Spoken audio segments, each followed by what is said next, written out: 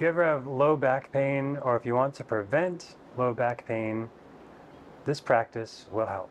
So let's start by coming into hands and knees, into cat-cow. So you'll move with your breath. As you exhale, you'll round your back, tucking your chin and pelvis in. When you inhale, you'll go the other direction, arching the back, lifting the chin. So do this a few times with your breath, exhaling to cat pose and inhaling to cow pose. This isn't about speed or range of motion. This is about awareness of the body and listening to your body here, creating a little bit of freedom of movement around the pelvis and low back. It's something I've struggled with a lot off and on over the years, and everything we'll do in this little practice are things that I've found super helpful.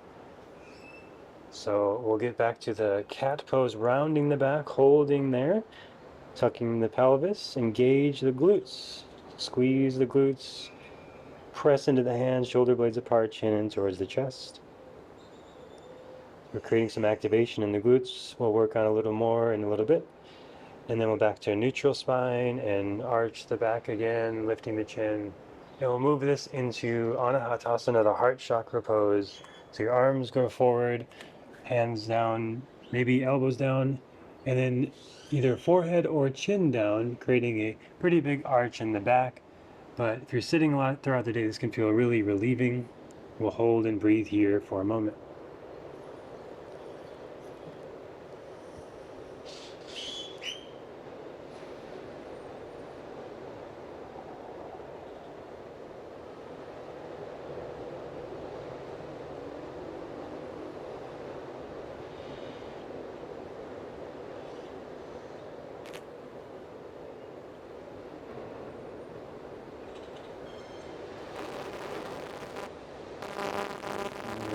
Come back up to the hands and knees and start to make some circles with the right hip.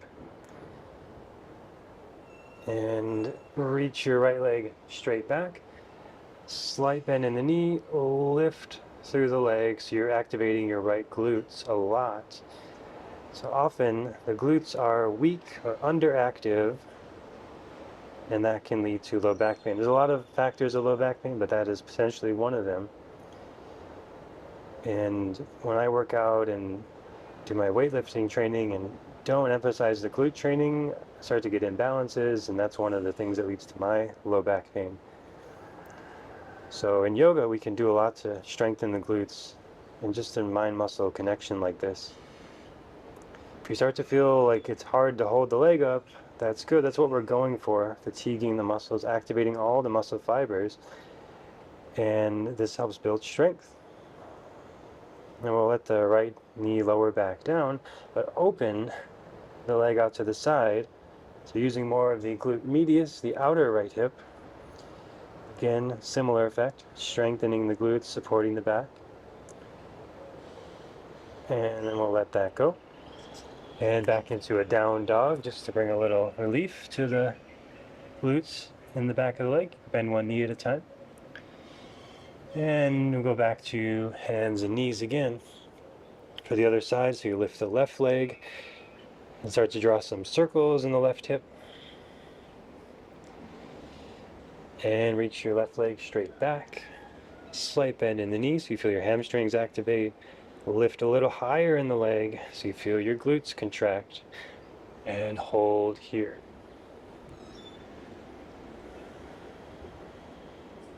Steady breathing.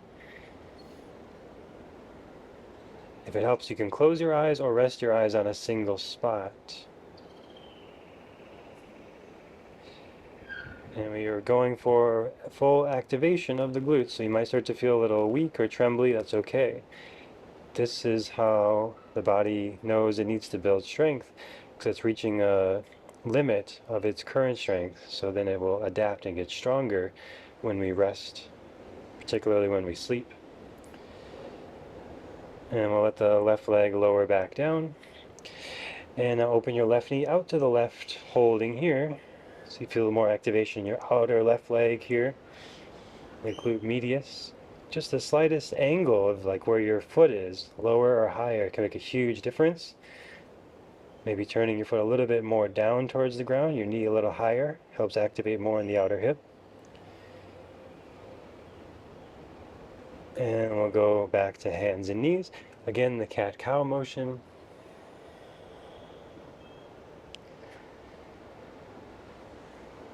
Again, back to down dog. Bend one knee at a time.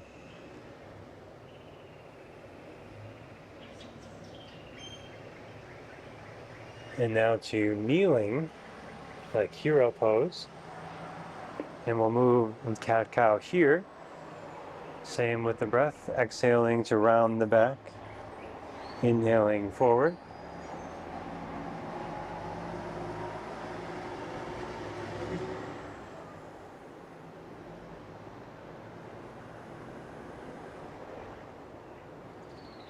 And we'll move over to pigeon pose. So right knee towards right wrist, left leg straight back. But before you come down like the normal sort of pigeon, walk your hands to the right till you maybe feel some stretch through the front of the left hip. For me, when I have low back pain, this usually feels really good. Everyone's different though, just listen to your body, see how it feels.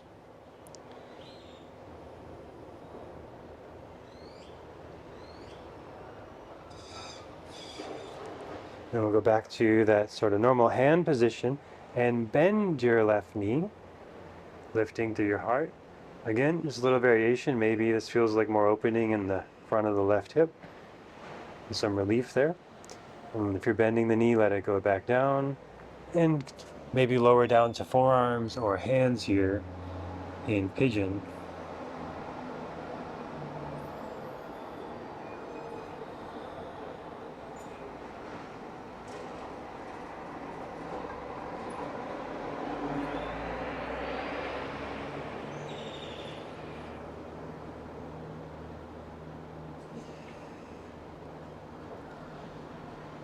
And we'll transition back to hands and knees, maybe to down dog if you want.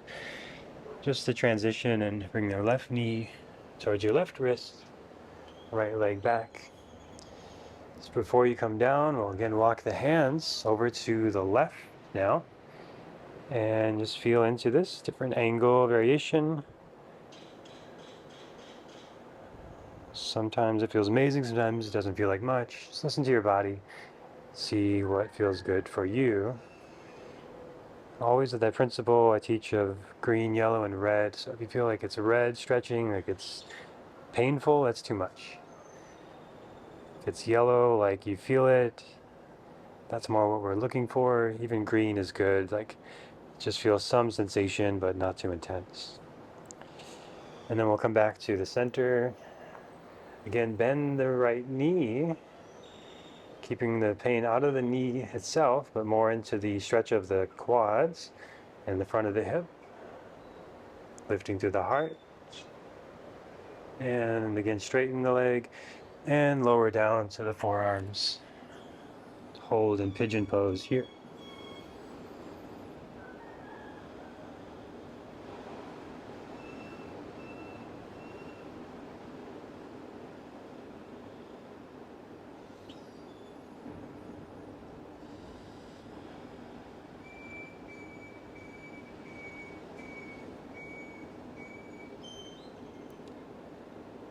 And we'll come back up to hands and knees.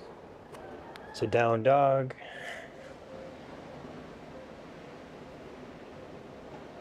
And with this down dog, bend your knees a lot. Move your belly towards your thighs, creating this sort of arching of the back like we did with the heart chakra pose earlier.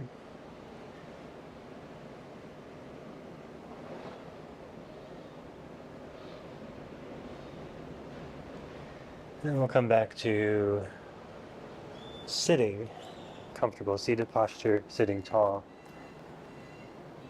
If you have time for sitting in meditation, go there. If you need to move on from the practice now, thank you for practicing. Hope you found this helpful. See you next time.